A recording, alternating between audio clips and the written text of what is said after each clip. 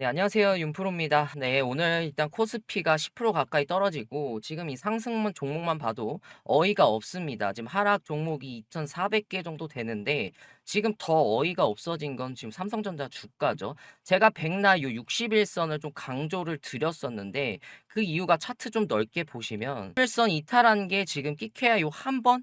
잘 보이지도 않습니다. 그래서 요거 61선을 강조 드렸는데 오늘 진짜 시원하게 요 121선 이탈하면서 11% 가까운 하락이 나왔습니다. 자, 이걸 넓게 보시면 요 121선은 언제 이탈했는지 보이지도 않는 그런 굉장히 끔찍한 상황이 나왔습니다. 근데 주주님들이나 저나 그럴 수밖에 없는 게 이제 삼성전자가 여기서 몇 년 동안 이 비슷한 구간을 계속 왔다 갔다 그냥 놀고 있다가 1년 만에 이렇게 강한 좀 상승이 나와주면서 이제 38만 원 찍으니까 와 이제 40만, 50만, 60만 전자가 먼 얘기가 아니구나 하면서 이제 더한 기대감과 그리고 반도체 호황이 같이 겹치게 됐죠. 자, 그렇다 보니까 지금의 이런 뭐 계단식 하락도 아니고 그냥 냅다 꽂는 이 하락이 대응도 할 수도 없고 오히려 더 크게 다가오시는 부분입니다. 근데 여기서 인정하고 가셔야 될 건 있어요. 삼성전자가 우량주지 급등주가 아니잖아요. 근데 지금 1년 만에 이런 가파른 상승을 보여줬다는 것 자체가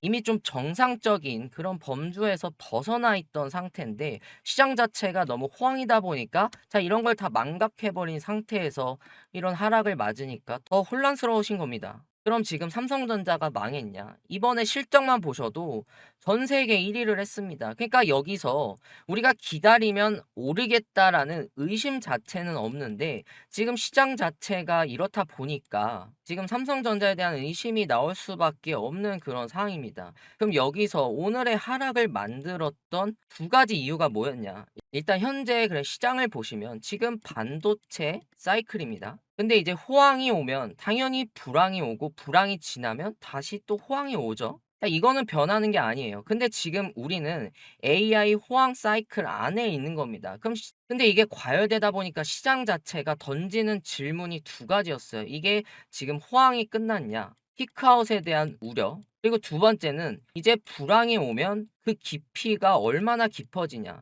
이게 다음 사이클에 대한 그런 저점 논쟁인데 오늘 시장 자체가 한 짓이 뭐냐? 이 두 번째, 다음 사이클에 오면 저점이 언제일까 이런 불안감에 대해서 이 첫 번째 시장에 가져다 붙인 겁니다. 지금 중국이 반도체 장비를 자립화했다. 그리고 지금 엔비디아는 고객한테 뭐 빚보증을 섰다. 그러니까 지금 당장 AI 호황이 끝난다. 이 연결 자체가 오늘 삼성전자나 전체적인 시장의 그런 투자를 감정의 영역으로 끌어들여서 이런 극단적인 투자 심리가 나오게 한 겁니다. 그러면 이때쯤이면 우리가 다시 한번 생각해 보셔야 될 게 있습니다. 지금의 시장을 이렇게 만든 그 첫 번째 우려, 이 AI 호황 사이클이 진짜 끝났냐? 이걸 먼저 짚어 보셔야 된다는 겁니다. 그리고 이런 오해와 이런 감정들이 거치고 우리가 정말 투자했던 그 숫자의 본질이 언제 다시 시작하는지 오늘은 요거에 대해서 한번 말씀드려 볼 겁니다.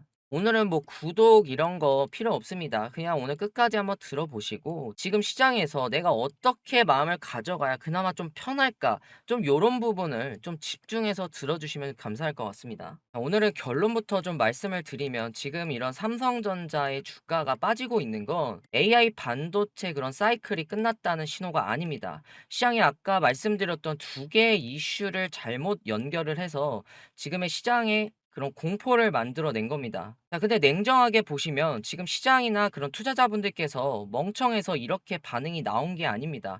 자, 구조적으로 지금 이렇게 반응을 할 수밖에 없는 그런 환경 자체가 만들어져 있기 때문에 이런 지금 시장 상황이 나오게 된 겁니다. 지금 시장의 이런 등락률과 오늘 이거 빠진 종목만 봐도 지금 매도 선호 심리가 굉장히 올라와 있는 시장입니다. 지금 미국이나 한국도 마찬가지예요. 상반기에 많이 올랐으니까 어쩔 수 없이 지금 차익 실현에 대한 그런 욕구가 아주 단단히 올라와 있는 상태입니다. 근데 그냥 팔기에는 이런 명분이 없잖아요, 지금. 왜냐하면 다 좋다는데. 자, 그러니까 이 팔 수 있는 명분을 계속 찾다 보니까 시장이 악재를 만들어낸 게 아니라 이 악재를 그냥 너 나와봐 이러고 그냥 소환을 한 겁니다. 어제 나왔던 CXMT 기사 그리고 엔비디아의 그런 순환 투자에 대한 논란이 이미 다 알려진 기존의 그런 재료들이에요. 결국에 이 말은 새로울 게 없다는 겁니다. 근데 이 레버리지 ETF 구조가 낙폭을 계속 증폭을 시킨 겁니다. 삼성전자 3배 레버리지 그리고 SK하이닉스 3배 레버리지 주가가 빠지면 손실을 막으려고 이제 기계적으로 현물을 계속 팔다 보니까 빠질수록 더 팔아야 되고 결국엔 이런 하락들이 더 하락을 부르는 그런 메커니즘이 된 겁니다. 오늘 나스닥만 보셔도 별로 이렇게 빠지지도 않았습니다. 근데 국내 시장을 보면 지금 경악을 금치 못하는 엄청난 좀 하락이 나오고 있는 것도 다 이런 구조가 만들어졌기 때문에 그런 반응을 할 수밖에 없는 겁니다, 지금. 자, 그럼 우리가 첫 번째 질문에 해당했던 지금 AI 사이클에 이 CXMT가 정말 해당이 되냐라고 보시면 CXMT가 이제 공모가 대비해서 466% 폭등을 했습니다. 좀 엄청난 그런 모습을 보여줬는데 여기다 이제 중국 국가 지원 기업이 이머전 DUV 이 노광 장비 자체를 개발해서 양산에 착수했다는 그런 기사가 겹쳤습니다. 그러니까 이 CXMT의 그런 상장 자체도 사실 좀 이슈가 됐는데 추가로 중국이 이렇게 새로운 이런 뉴스를 내다 보니까 시장이 이제 더 과하게 해석을 한 겁니다. 중국이 지금 장비도 만들고 이제 메모리도 만든다. 그러면 이제 한국의 그런 반도체 경쟁에서 이제 밀릴 것이다. 근데 이건 숫자를 하나 먼저 보시고 가야 됩니다. 지금 화면에 보이는 게 이제 글로벌 디램 시장 점유율입니다. 지금 삼성전자가 38%, SK하이닉스가 29%, 그다음에 이제 많이들 알고 계시는 요 마이크론이 22%, 그리고 CXMT가 약 8%입니다.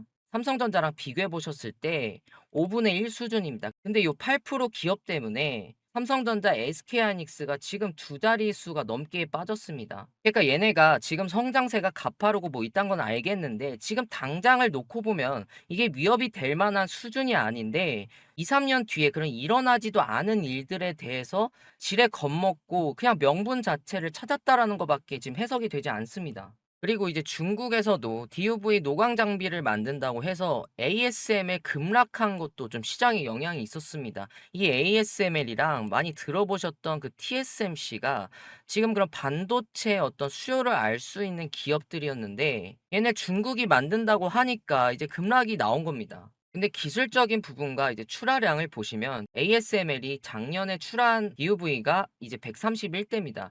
자, 중국이 만든 건 5대. 그것도 양산성 검증이 안 된 그런 수준의 장비이고 이 중국의 기술이 지금 어느 수준이냐 봤을 때 2008년에 그런 기술 수준이라고 합니다.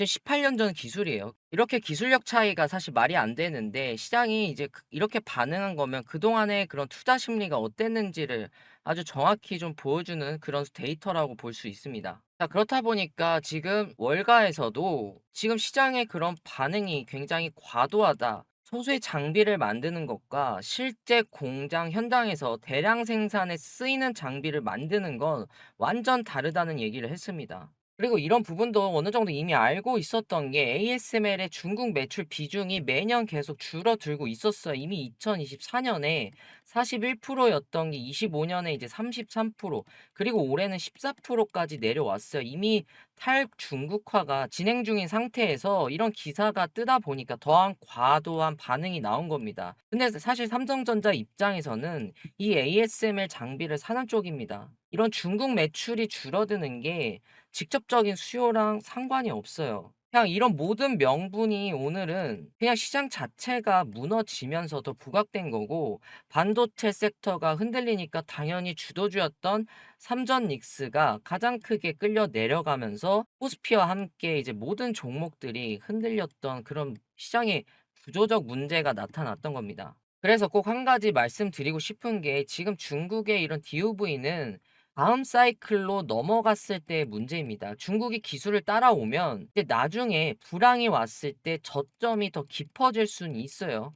근데 그건 두 번째 질문입니다. 지금 AI 호황이 끝났냐라는 첫 번째 질문과는 완전히 다른 얘기가 됩니다. 모든 증권 리포트들도 이런 DUV가 이번 AI 사이클의 그런 피크화 시점의 문제가 아니라 결국에 다음의 사이클에 대한 그런 저점 깊이에 대한 논쟁이다.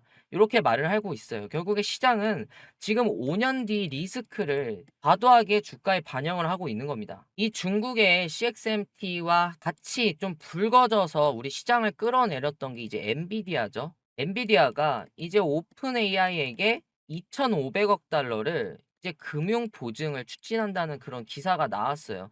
자, 그렇게 되면 이제 시장이 당연스럽게도 부정적으로 받아들일 수밖에 없습니다. 지금 오픈 AI가 돈이 없다. 그래, 엔비디아가 지금 대신 보증을 서니까 지금에 대한 그런 수요들이 결국에 돈이 되고 있지 않냐. 요즘 논점이 되고 있는 그런 수익성과 연결이 되면서 AI의 피크아웃이 다시 불거진 겁니다. 근데 다른 거 보실 필요 없이 여기 기사 한 줄만 보셔도 지금 초기 단계이며 협상 자체는 결렬되거나 조건이 변경될 수 있다. 애초에 확정된 뉴스도 아니었습니다.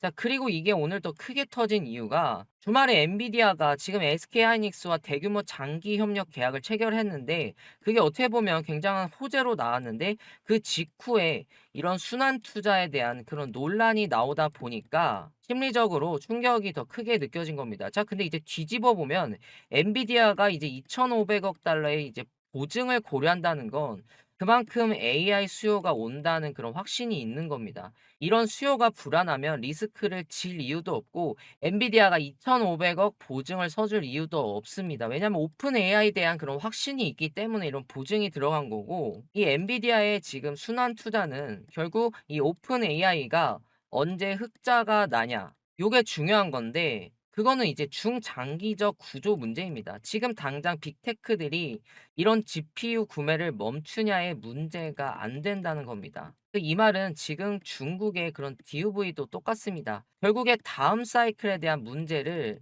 지금 사이클에 붙이고 있는 겁니다. 오늘 하락을 만들었던 이런 두 가지의 이슈는 결국 사이클의 종료 신호가 아닙니다. 차익 실현 욕구가 쌓인 시장이 이제 기존에 알았던 그런 리스크를 명분으로 소환을 했고 레버리지 자체가 이제 낙폭을 증폭을 시킨 겁니다. 그럼 이런 감정들이 거치고 결국에 우리가 본질적으로 돌아가서 이 숫자가 말하기 시작하는 순간이 언제냐? 결국에는 실적으로 돌아옵니다. 삼성전자의 그런 남은 실적 발표, 그리고 1분기 때 보여줬던 그런 실적들이 오늘 주가가 빠진다고 달라지지 않습니다. 근데 이런 수렴의 계기는 이제 이번 주에 빅테크들의 실적 발표, 그리고 삼성전자의 확정 실적, 결국 빅테크들이 AI에 대한 그런 투자를 계속 늘리겠다는 가이던스를 내놓게 되면 이제 시장이 오늘 만든 그런 연결고리 자체가 이제 끊어지게 됩니다. 중국의 그런 DUV랑 엔비디아 순환 투자가 AI 사이클 종료 신호라는 해석이 이제 숫자로 반박이 되는 겁니다. 이번 사이클의 그런 본질인 이제 AI 데이터 센터의 투자 지속성 논란을 정면 돌파하는 이벤트가 나올지가 핵심인데 그 이벤트가 이제 이번 주입니다. 그리고 지금 V 코스피 같은 경우에도 5거래일 연속 계속해서 하락 중입니다. 7월 1주 91에서 지금은 77. 거기다가 이제 레버리지 ETF 비중도 기존에 35.7%에서 지금 31.3%까지 줄었습니다. 이런 지금 변동성을 인위적으로 키우던 구조도 완화가 되고 있다는 그런 신호를 보여주고 있습니다. 지금 공포에 대한 그런 진폭들은 줄어들고 있습니다. 이제 시장이 미래 리스크를 현재 붙이는 동안 실적 자체는 계속해서 좀 쌓이고 있습니다. 결국에 이런 간격이 좁혀지는 순간 아까 말씀드렸듯이 다시 숫자가 말하기 시작할 겁니다. 오늘도 영상 시청해 주셔서 감사하고요. 도움이 되셨다면 구독과 좋아요도 한 번씩 부탁드리겠습니다. 윤프로였습니다. 감사합니다.